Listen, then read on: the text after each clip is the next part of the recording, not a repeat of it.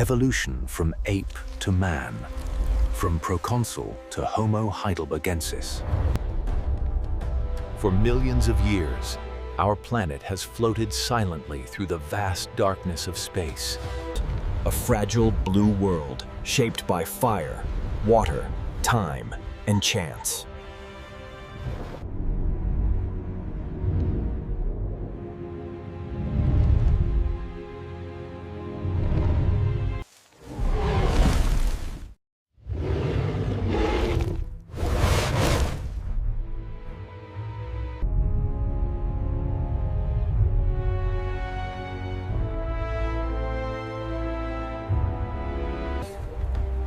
Each leaving faint traces in stone and bone.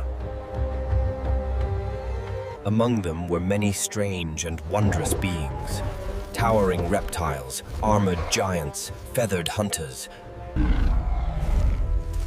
But none of them would change the fate of the planet, the way one fragile lineage eventually would. That lineage was ours.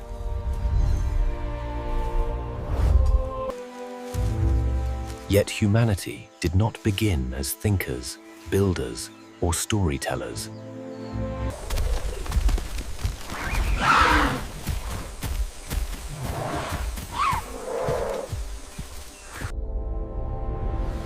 To understand who we are, we must journey back over 25 million years, to a time when the ancestors of apes and humans were indistinguishable from one another. When reason slept silently within flesh, not yet shaped to hold it. In the Miocene epoch, around 25 million years ago, Africa was a land of dense forests.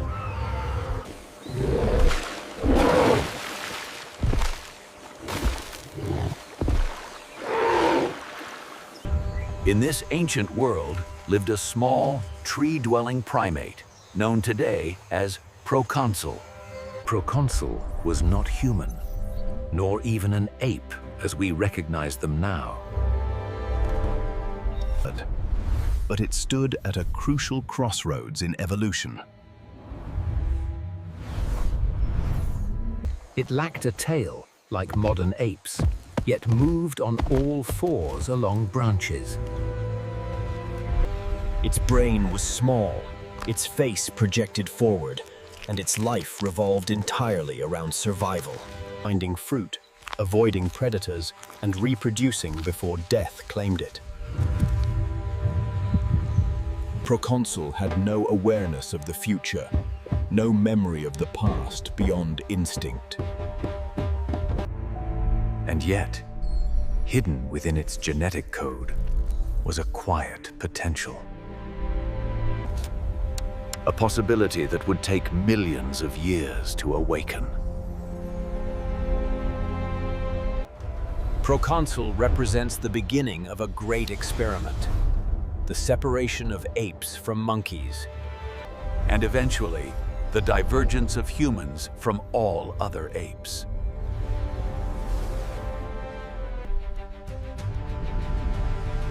As millions of years passed, Earth itself began to change. Tectonic forces reshaped continents, climates cooled, and forests slowly gave way to open woodlands. Savannas. These environmental shifts were not gentle. They were ruthless. Shaped by necessity, not choice. By 10 to 7 million years ago, Africa was no longer a continuous forest. Trees stood farther apart, and food was no longer always within arm's reach.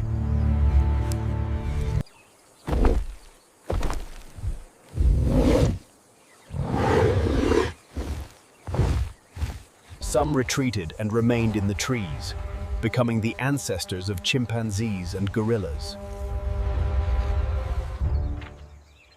Others faced the open ground. Among these ground-adapting primates emerged creatures like Sahelanthropus chadensis, whose skull suggests a crucial transformation. The skull balanced atop the spine, hinting at upright posture. Though still ape-like, this subtle shift marked the earliest steps toward bipedalism, Walking on two legs.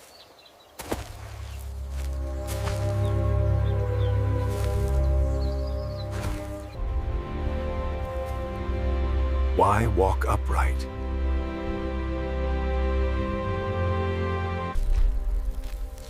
The answer lies not in intelligence, but in survival. Standing freed the hands for carrying food and infants. It allowed better visibility over tall grasses. It reduced exposure to the scorching African sun.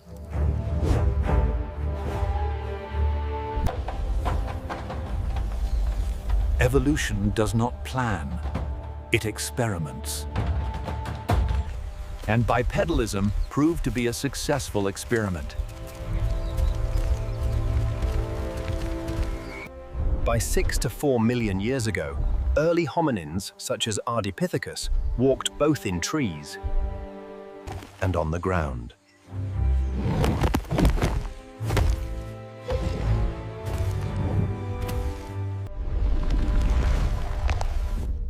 Ardipithecus was neither fully ape nor fully human.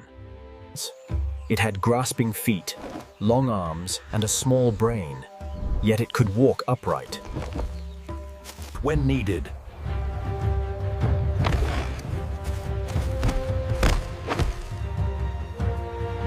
Was a transitional being, caught between two worlds, unable to master either completely.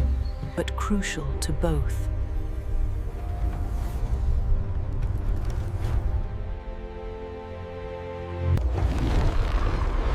Then came the Australopithecines, living between 4 and 2 million years ago.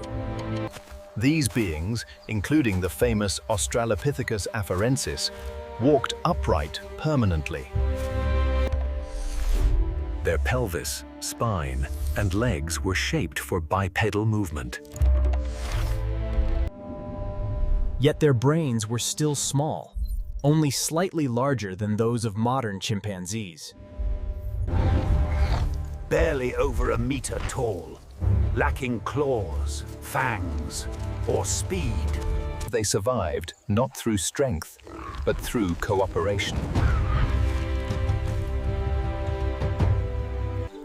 They lived in groups, shared food, and protected one another. Their hands, now free, began to manipulate objects, not with intention at first, but with curiosity.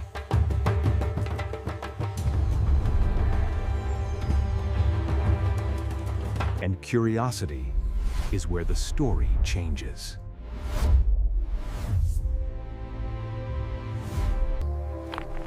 Around 2.6 million years ago, stone tools appeared in the archaeological record, Struck deliberately from rock, sharp enough to cut meat from bone.